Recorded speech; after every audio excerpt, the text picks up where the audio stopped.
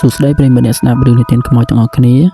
សុខសប្បាយចិត្តទេបាយគ្នាប្រហែលជាមួយសប្តាហ៍នេះបាទដូចបងប្អូនបានដឹងអញ្ចឹងគឺ Channel Admin តែងតែនិទានរឿងបែបអបិយជំនឿខ្មោចព្រៃបិសាចនិងនៅបញ្ចប់នៃរឿងតែងតែមានចំណុចអប់រំថ្ងៃនេះ Admin មានរឿងប្លែកមួយរឿងមិនដឹងថាបងប្អូនបានជួបឬក៏ធ្លាប់ស្ដាប់កន្លងមកទេបាទអញ្ចឹងគឺខ្ញុំនឹងអានសាច់រឿងនេះទាំងស្រុងតែម្ដងកាលពីប្រហែល5ឆ្នាំមុនសុកត្រូវបានធ្វើដំណើរត្រឡប់មកធ្វើការនៅខេត្តវិញទាំងយប់ជ្រៅនៅក្នុងចន្លោះម៉ោង12យប់ផ្លូវដែលគាត់ត្រូវជិះកាត់គឺជាផ្លូវលំដែលមានដើមឈើធំៗអមសងខាងនិងមានផ្លូវកាច់ជ្រុងមួយដែលល្បីថាមានគ្រោះថ្នាក់ញឹកញាប់ការជួបប្រទះដែលនឹកស្មានមិនដល់ពេលគាត់ជិះមកដល់ផ្លូវកាច់ជ្រុងនោះសុខាបានឃើញស្ត្រីម្នាក់ឆ្លៀកឈុតសឈរនៅចិញ្ចើមផ្លូវម្នាក់ឯងក្នុងភាពងងឹតសូន្យឈឹងដោយក្តីអាណិតនិងស្មានថាគាត់ខូចម៉ូតូឬត្រូវការជំនួយសុកក៏បានឈប់ម៉ូតូហើយសួរទៅគាត់បងស្រីយប់ជ្រៅហើយទៅណាដែរឲ្យខ្ញុំជូនទៅដែរឬទេបងប្អូននៅក្នុងម៉ោង12យប់បើសិនជាបងប្អូនជួបប្រទះបែបហ្នឹងតើបងប្អូនគួរតែជួយឬក៏ត្រូវធ្វើយ៉ាងណានេះគឺសុកចិត្តល្អមែនតើដែលចង់ជួយគាត់ស្ត្រីម្នាក់នោះមិនតបទេគ្រាន់តែងក់ក្បាលយឺតហើយឡើងមកអង្គុយពីក្រោយម៉ូតូរបស់សុកក្នុងអំឡុងពេលធ្វើដំណើរសុកមានអារម្មណ៍ថាខ្យល់ជុំវិញខ្លួនប្រែទៅជាត្រជាក់ខ្លាំងហើយមានក្លិនផ្កាម្លិះក្រអូបប្រហើរភាយចេញពីស្ត្រីនោះគាត់ព្យាយាមជជែកលេងប៉ុន្តែអ្នកនៅខាងក្រោយមិនមកកអ្វីឡើយវគ្គនេះគឺដល់កន្លែងរន្ធត់ហើយបងប្អូនពេលជិះមកដល់មុខផ្ទះមួយដែលមានភ្លើងភ្លឺសុកក៏និយាយថាបងស្រីដល់កន្លែងមានផ្ទះគេហើយបងចុះនៅទីនេះមែនទេប៉ុន្តែគ្មានការឆ្លើយតបពេលសុកងាកមើលទៅក្រោយកៅអីម៉ូតូគឺនៅទំនេរស្អាតគ្មានមនុស្សឡើយគាត់ភ័យញ័រពេញខ្លួនហើយប្រញាប់ជិះសម្ដៅទៅផ្ទះទាំងមានអារម្មណ៍ថាមិននៅនឹងខ្លួនព្រឹកឡើងសុកបានត្រឡប់ទៅសួរអ្នកភូមិនៅក្បែរផ្លូវកាច់ជ្រុងនោះអ្នកភូមិម្នាក់បានប្រាប់គាត់ទាំងទឹកមុខស្មើថាកាលពីប្រមាណខែមុនមានស្ត្រីម្នាក់ស្លៀកឈុតសបានស្លាប់នៅផ្លូវកាច់ជ្រុងនោះឯងដោយសារគ្រោះថ្នាក់ចរាចរណ៍កាច់ចង្កូតមិនទាន់នៅផ្លូវកាច់ជ្រុងនោះសុកបានដឹងភ្លាមថាអ្វីដែលគាត់បានជួបកាលពីយប់មិញមិនមែនជាមនុស្សឡើយគាត់គឺជាវិញ្ញាណដែលនៅវល់មិនទាន់ទៅណាឆ្ងាយពីកន្លែងដែលខ្លួនស្លាប់រឿងនេះត្រូវបានគេយកមកនិយាយតគ្នាថាដើម្បីដាស់តឿនអ្នកធ្វើដំណើរយប់ជ្រៅកុំឲ្យឈប់ទទួលអ្នកប្លែកមុខនៅតាមផ្លូវងងឹតឬផ្លូវកាច់ជ្រុងដោយប្រហែសតាមជំនឿបុរាណខ្មែរយើងផ្លូវកាច់ជ្រុងឬផ្លូវបំបែកជា4មិនមែនគ្រាន់តែជាកន្លែងគ្រោះថ្នាក់ចរាចរណ៍ប៉ុណ្ណោះទេប៉ុន្តែវាក៏ជាចំណុចខ្សោយរវាងលោកខាងមុខនិងលោកខាងក្រោយនេះផងដែរគេហាមដាច់ខាតមិនឲ្យដេកសម្រាកឬអង្គុយលេងនៅត្រង់ចំណុចផ្លូវកាច់ជ្រុងជាពិសេសនៅពេលយប់ព្រលប់ឬពាក់កណ្ដាលអាធ្រាត្រគេជឿថាកន្លែងនោះគឺជាផ្លូវដើររបស់វិញ្ញាណខ្មោចព្រាយបិសាចបើមានមនុស្សទៅដេកពាំងផ្លូវនឹងត្រូវវិញ្ញាណមកធ្វើបាបឬជន់ពីលើបណ្ដាលឲ្យឈឺឬសន្លប់ប្រសិនបើអ្នកធ្វើដំណើរម្នាក់ឯងតាមផ្លូវកាច់ជ្រុងហើយឮសំឡេងមនុស្សហៅពីក្រោយឬសំឡេងចម្លែកដូចជាសំឡេងយំឬសំឡេងសើចហាមងាកក្រោយឬឆ្លើយតបជាដាច់ខាតចាស់ជឿថាបើយើងឆ្លើយតបគឺស្មើនឹងការអនុញ្ញាតឲ្យវិញ្ញាណទាំងនោះមកតាមយើងដល់ផ្ទះជារឿយគេតែងតែឃើញមានចានបាយឬម្ហូបសែននៅចំណុចផ្លូវបំបែកដំណំខ្លាំងបំផុតគឺហាមដើរជន់ឬប៉ះពាល់និងហាមយកមកបរិភោគជាដាច់ខាតអាហារទាំងនោះគឺជាបាយដូរចង្រៃឬសែនឲ្យខ្មោចដាច់បាយបើប៉ះពាល់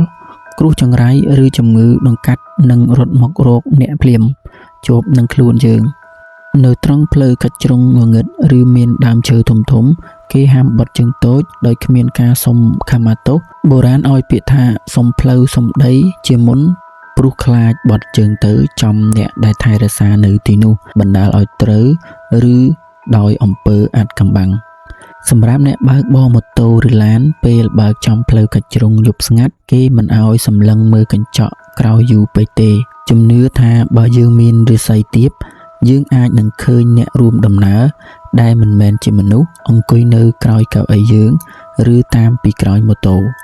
ដំបូងមានប្រសិនបើអ្នកត្រូវធ្វើដំណើរឆ្លងកាត់ផ្លូវបែបនេះហើយមានអារម្មណ៍ថាព្រឺសម្បុរ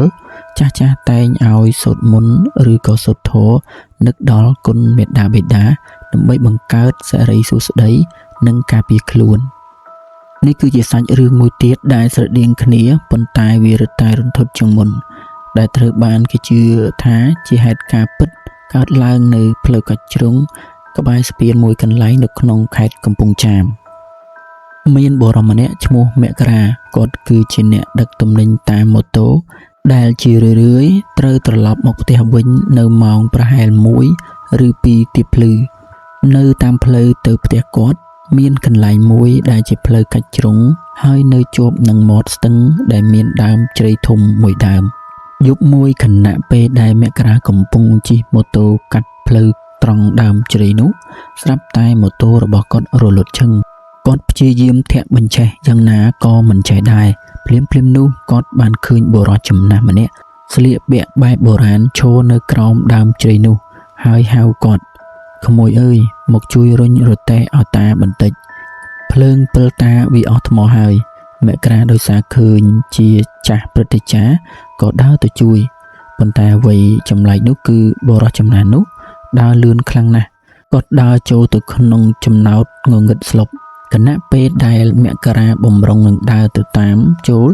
ទៅក្នុងភាពងងឹតនោះស្រាប់តែមានសំឡេងស្រណក់ព្រោះវូលាន់ឡើងយ៉ាងខ្លាំង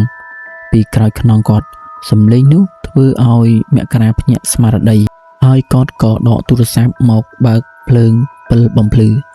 ពេលពន្លឺពិលចាំងទៅចំគ្មានបុរសចំណាស់គ្មានរទេះហើយក៏គ្មានផ្លូវដើរដែរអ្វីដែលនៅពីមុខគាត់គឺសុទ្ធតែជា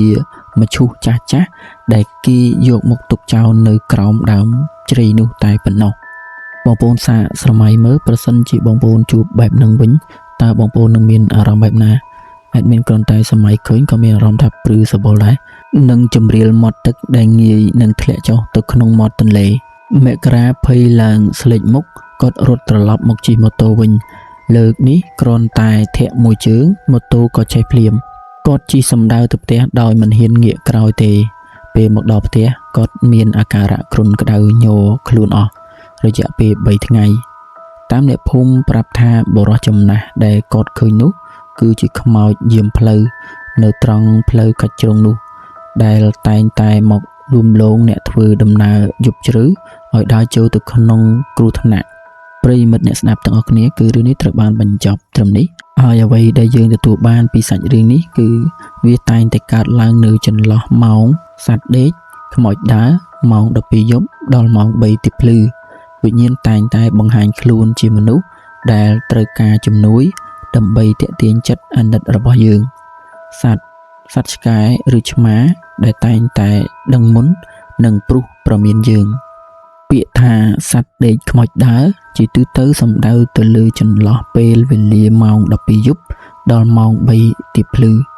នេះគឺជាពេលវេលាដែលគេជឿថាពិភពមនុស្សប្រែជាស្ងប់ស្ងាត់បំផុតហើយទ្វាររវាងភពទាំងពីរត្រូវបានបើកនេះគឺជាសាច់រឿងមួយដែលល្បីខ្លាំងទាក់ទងនឹងការដើរហើរនៅពេលយប់ព្រលប់ក្នុងចន្លោះម៉ោងនេះ